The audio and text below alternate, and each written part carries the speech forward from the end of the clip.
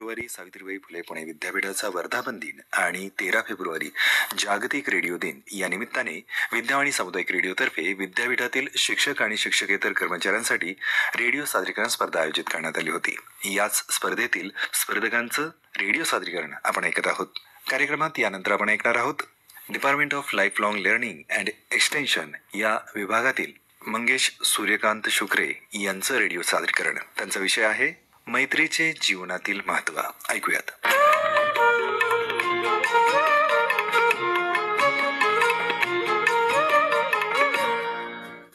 नमस्कार, मी मंगेश सूर्यकांत शुक्रे आजीवन अध्ययन व ज्ञानविस्तार विभागामध्ये कार्यरत आहे. 10 फेब्रुवारी सावित्रीबाई फुले पुणे विद्यापीठ वर्धापन दिन आणि 13 फेब्रुवारी जागतिक रेडिओ दिन या निमित्त विद्यापीठातील शिक्षकेतर कर्मचाऱ्यांसाठी विद्यावाणी सामुदायिक रेडिओ आयोजित रेडिओ सादरीकरण स्पर्धा 2025 यामध्ये मैत्रीचे जीवनातील महत्त्व हा विषय सादर करीत आहे. मैत्रीची विशिष्ट साचबद्ध व्याख्या करणे हे थोडं कठीण आहे. तो केवळ एक सुखद अनुभव असतो. मैत्री हे एक असे अनौपचारिक नाते आहे की जे आपल्याला जन्माने लाभलेले नसते. आपण ज्या घरात जन्माला आलो त्या घरातील आपले आई वडील, भाऊ बहीण, आजी आजोबा, काका काकू व आईच्या माहेरचे नाते म्हणजे तिकडचे आजी आजोबा, मामा मामी, मावशी, काका व त्यांची मुले, ही सर्व नाते आपल्याला आपल्या जन्माने आपोआप मिळतात. तसेच मैत्रीचे नसते. कारण आपण ज्या आपल्या ज्ञानेंद्रियांचा वापर जेव्हा करू लागतो, म्हणजे लहानपणी आपण जेव्हा बाल्यावस्थेत असतो, त्यानंतर जेव्हा आपल्याला चेहरे ओळखू येतात की अमुक एक व्यक्ती ही आहे किंवा कोण आहे, त्याचा आवाज ओळखू येतो, तेव्हापासून आपण हळूहळू मित्रांशी जोडले जातो. म्हणजे थोडक्यात सांगायचं तर आपल्या आजूबाजूला राहणारी आपल्या वयाची किंवा लहान मोठी मुलं आपल्या संपर्कात येतात, आपल्याशी बोलायचा प्रयत्न करतात आणि नंतर हळूहळू आपली त्यांच्याशी मैत्री होते. आपण त्यांचे चेहरे लक्षात ठेवतो. हा माझा मित्र, ही माझी मैत्रीण, असं आपल्या लक्षात राहतं. म्हणजे अगदी बाल्यावस्थेत हे सगळ्या गोष्टी आपल्याला तिथपासूनच सुरुवात होती, मैत्रीचे नाते वगैरे. आणि तिथून पुढे जेव्हा आपण पुढे पुढे वय वाढत जातं तसा आपल्या प्रत्येकाच्या आयुष्याचा वेगवेगळ्या दिशेला प्रवास सुरू होतो. जुने मित्र मैत्रीण मागे पडत राहतात, त्यानंतर पुढे नवे जोडले जातात.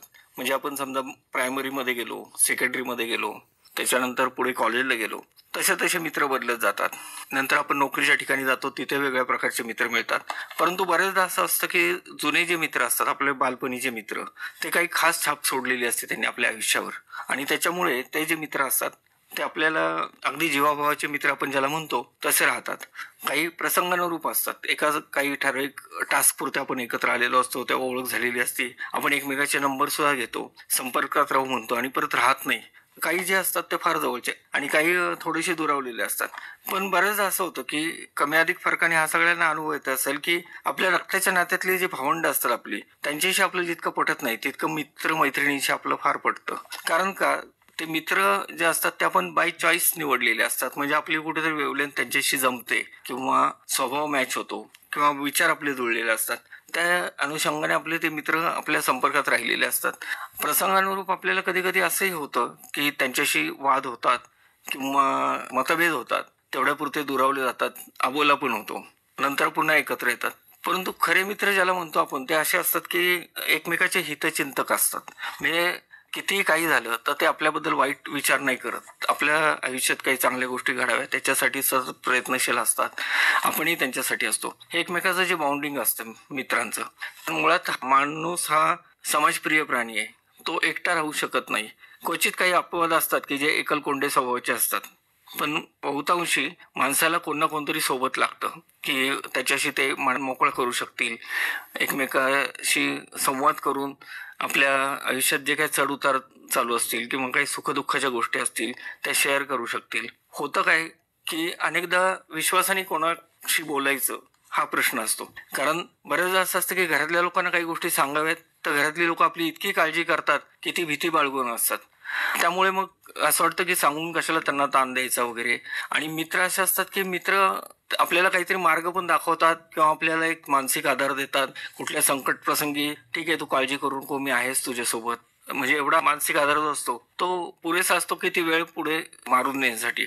समजा माझं उदाहरण घ्यायचं तर माझ्या वेगवेगळ्या क्षेत्रातले मित्र ओळखीचे झाले. चालता बोलता कोणाशी तरी सहज प्रसंगानुरूप संवाद झाला, त्यांचा स्वभाव आवडला, मित्र झाले, त्याच्यानंतर मध्ये आधी त्यांच्याशी संपर्क राहिला किंवा मग आपल्या डोक्यामध्ये डिरेक्टरी तयार होते की आपण काय करतो की अमुक एकाचा इंटरेस्ट काय आहे, दुसऱ्याचा इंटरेस्ट काय आहे, त्याला ते जोडून द्यायचे, असं एक नेटवर्क तयार होतं. म्हणजे असं नाही की आता जसं व्हर्च्युअल जे आहे फ्रेंडशिप म्हणजे फेसबुक झालं किंवा व्हॉट्सअप झालं याच्यावरची जी ओळख आहे ती वेगळी आणि आपण प्रत्यक्षात समोरासमोर भेटतो ते वेगळे. पण तरीसुद्धा फेसबुक सारख्या माध्यमातून सोशल मीडियामधून सुद्धा जे मित्र बनतात ते काही ना काहीतरी इंटरेस्ट घेऊन आपण एकत्र येऊ शकतो, समाजासाठी काही चांगलं करू शकतो, आपल्यासाठी काही चांगलं करू शकतो, एकमेकाच्या सुखदुःखामध्ये आपण भागीदार होऊ शकतो आणि कुठून ना कुठून तरी कोणत्या ना कोणत्या तरी मार्गाने आपण एकमेकाचा तणाव कमी करू शकतो आणि तणावमुक्त जीवन जगण्यासाठी मैत्री ही फार गरजेची आहे.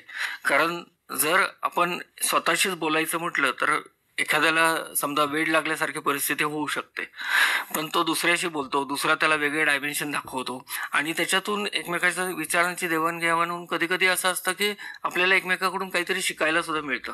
आणि कारण प्रत्येकाच्या आयुष्यात वेगवेगळे अनुभव आलेले असतात, तर तसे अनुभव सगळ्यांच्याच आयुष्यात असे नाही, पण तो जेव्हा एकमेकाशी शेअर करतो त्यानंतर तो दुसरा हा ठीक आहे बाबा, मला अमक्या अमक्या ठिकाणी बाबा मला असा असा अनुभव आलाय, तू सावध राहा बरं का, असे सावध करणारे मित्र पण असतात. म्हणजे आपल्या दैनंदिन जीवनामध्ये आपल्याला मित्र जरा चुकीचे जरा बरोबर, जरा चुकीचे जरा बरोबर खाणं गरजेचं आहे, तितकंच आपल्याला आपल्याशी हितगुज करणारे आपले मित्र जे हितचिंतक म्हणतो आपण ते असायलाच हवेत. म्हणजे कुठेतरी आपल्याला एक थोडीशी सुरक्षिततेची भावना निर्माण होते आपल्या आयुष्यामध्ये. मी माझ्या वयापेक्षा पण मोठ्या लोकांशी मैत्री याच्यासाठी करतो की मला त्यांच्याकडून काहीतरी शिकण्यासारखं असतं. जरी ते माझ्यापेक्षा वयाने मोठे असले, आपले पिढीचा फरक असला तरी सुद्धा त्यांच्याकडे ज्ञानाचं भांडार असतं, ते मला मिळू शकतं. मी माझ्यापेक्षा कमी वयाच्या मुलांची पण मैत्री करू शकतो. माझ्याकडून काही जे काही माझ्या अनुभवाचं शिदोरी मी त्यांच्यापर्यंत पास ऑन करू शकतो की जे त्यांना त्यांच्या आयुष्यामध्ये उपयोगी येऊ शकते. तर ह्या गोष्टी ज्या आहेत रक्ताच्या नात्यामध्ये हे होईलच असं नसतं, परंतु मैत्रीमध्ये आपल्याला या गोष्टी सहज शक्य होतात. माझा अनेक वेगवेगळ्या जाती धर्मातील मित्रमंडळींशी संपर्क आलेला आहे आणि मला कधी असं वाटत नाही की काही फरक पडतो त्यांनी. राष्ट्रीय एकात्मतेची भावना निर्माण होते त्याच्यातून की आपण जेव्हा आपली वेवलेन जमती तेव्हा आपण कोणाचा जात धर्म पंथ भाषा हा भेद विसरून जातो आणि त्याच्यामुळे संकुचितपणा कमी होतो आपल्यातला.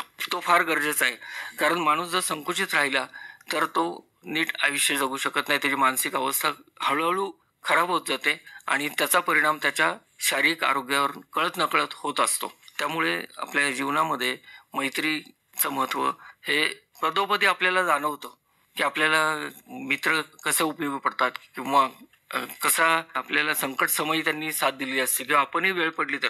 उदाहरणार्थ माझ्या शेजारी एक व्यक्ती होता, त्याला रात्री 2 वाजता हार्ट अटॅक आला. त्याचे नातेवाईक जवळ नव्हते, परंतु जेव्हा त्यांनी आम्हाला हाक मारली तेव्हा आम्ही लगेच पटापट फोनाफोनी करून बोलून घेऊन त्यांना हॉस्पिटलपर्यंत पोहोचू शकलो. तर आपल्या आसपास राहणारे आपल्या जवळचे मित्र हे नातेवाईकांपेक्षा सुद्धा जास्त गरजेचे असतात, कारण नातेवाईक लांब असतात परंतु आपल्या जवळचे मित्र हे आपल्याला कायम उपयोगी पडतात.